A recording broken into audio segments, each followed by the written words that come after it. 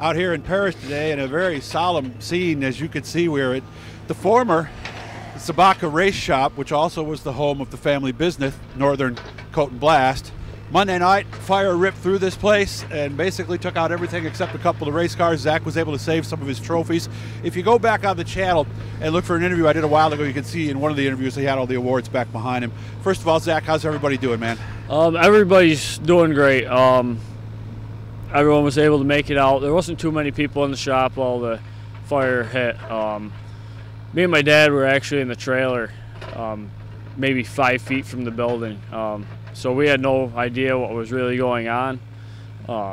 Another guy that's here almost every night helping us with stuff, he was in the trailer with me and my dad. My grandfather was in there. He went into the shower. He was heading out to Syracuse, and he went through the shop. He didn't really notice anything wrong. And then our other friend that was here, he got out of the trailer, went into the shop, and noticed there was a bunch of smoke in there. And he ran back in, got me and my dad. And me and my dad ran out, grabbed fire extinguishers. We have fire extinguishers all throughout our shop. So me and my dad both grabbed one, ran to the powder coat part of the building. We noticed behind the oven there was fire, a small fire it looked like, behind our oven. So me and my dad went on both sides of the oven with fire extinguishers, put it out inside, and obviously with the fire extinguisher smoke, there was a lot in there between the smoke and the fire extinguisher. So we ran out, me and my dad both got out, just took a couple deep breaths. We're going back in, noticed it started back up. So we put it out again. And then I ran back out because it kept reigniting to go around the side of the building to make sure that the fire wasn't out there. And I looked up and the whole top of the building was already coming down. So it was a lot worse once you got outside and took that look up. You realized it was real trouble, huh? Yeah. So what was the next thing he did? Because obviously now we start thinking, we're not going to put this out with fire extinguishers, I would imagine. So I ran back around the building. My dad was still in there trying to put the small fire out inside because it didn't really look too big. We thought we had it under control. We weren't calling 911. We weren't doing anything with that. So I ran back in the building, got my dad. I said, the whole top of the barn's coming down, which it was a 3-story garage, so I just told him we got to get what we can out. We got to at least try and save the cars. And where our trailer was parked was right in front of the overhead doors where the car sat. Pretty much right where I'm standing, right? Yeah. Yeah. Yep. The trailer was parked right in front of him, so my dad jumped in his truck, backed under the trailer, and pulled that out into the road. And then the one car was pretty much together. It didn't have any tires on it, but we just raced it the week before at Lakeview.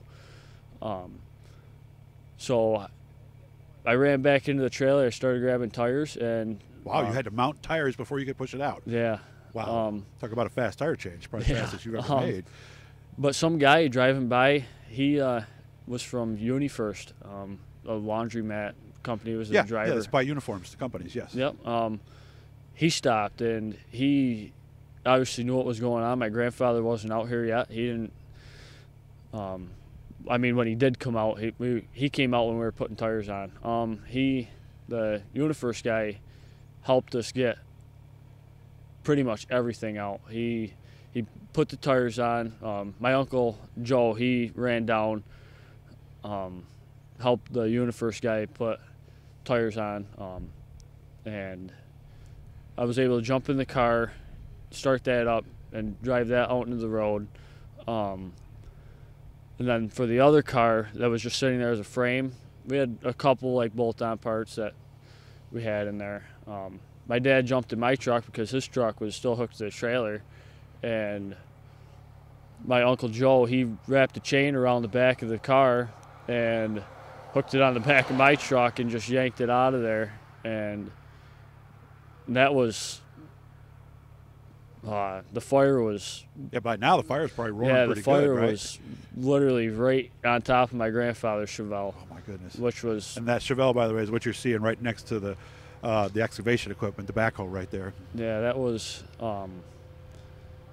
and that might have been 5 feet away from where this car was. It was, wow. It just swarmed us. And also, you were able to get some of the awards out. You told me too, right? Yeah, after my dad, because my dad was in my truck and yanked that car. I actually turned over, and I looked at my dad's pit bike. He had a small pit bike in there, and I was going to grab that. That's on wheels, so I figured that was going to be easy.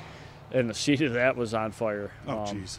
So then I turned back, and I saw my 3 biggest wins and trophies sitting there, which they were on the wall.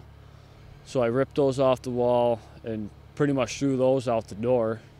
And by that time, my Uncle Frank was here. He came down, grabbed those, got those out of the way. We got a generator out.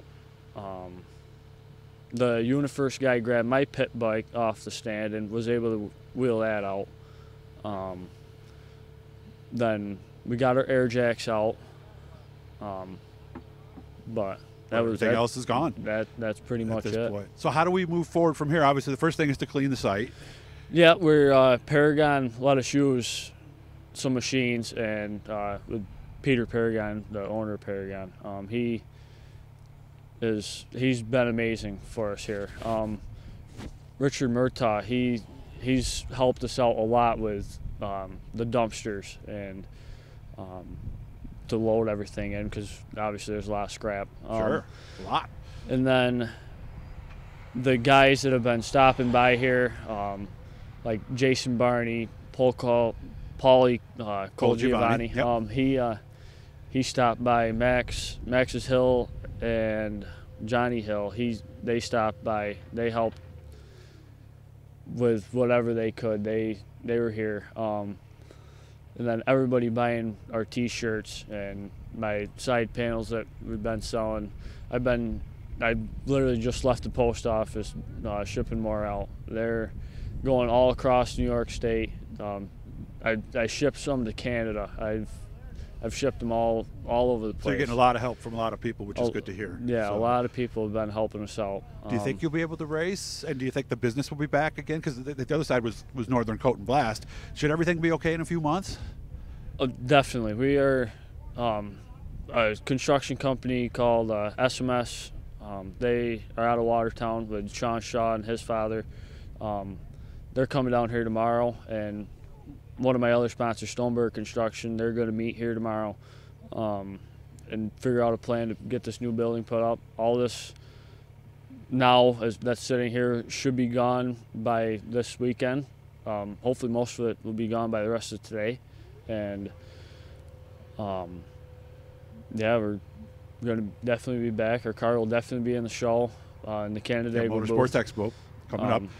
Not this weekend right here, but I think 12th and 13th, I think something like that, 11th, 12th, 12th, 13th. Yep, 11th, somewhere right around there. So if you want to see them, make sure you do it there. We only got about a minute left. I guess the biggest takeaway and the biggest thing we can thank the Lord for at this point is that everybody was okay. Yeah, that if it wasn't for one of our friends here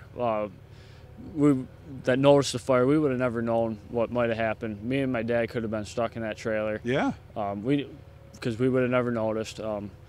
But just, I can't thank everybody enough. We have a raffle going up Sunday that Bicknell and Dirt Vision have been, and Paul Cole from Land of Legends. So that's going to help us out a lot. Well, we'll be thinking about your family. And again, I'm just going to pan a little bit here so you guys can kind of take a little bit of look at everything that's here. And there's a couple of frames over on the side. They were powder coating, and those are no good anymore either. So, Zach, we're glad you're okay. All the best bouncing back, and I wish you all the best, man. Seriously. Thank you.